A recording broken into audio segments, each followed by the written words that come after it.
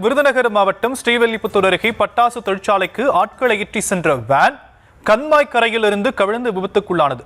இதில் இளைஞர் ஒருவர் உயிரிழந்த நிலையில் 7 பேர் காயம் அடைந்திருக்கிறார்கள்.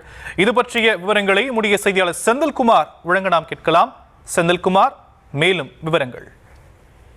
வணக்கம் சியாம். விருதுநகர் மாவட்டம் ஸ்ரீவில்லிபுத்தூர் அருகே உள்ள அச்சந்தவித்தான் கோடாங்கிப்பட்டி ராமலிங்கபுரம் பகுதியில் இருந்து தனியார் பட்டாசு தொழிற்சாலைக்கு ஆட்கள் ஏற்றி வந்த வேன் அச்சந்தவித்தான் பெரியகுளம் கண்மாய் கரையில் ஓட்டுநரின் கட்டுப்பாட்டை இழந்து கண்மாய்க்குள் கவிழ்ந்து விபத்துக்குள்ளானது. இந்த விபத்தில் சென்னாக்குளம் பகுதியைச் சேர்ந்த விக்கி என்ற இளைஞர் உயிரிழந்தார்.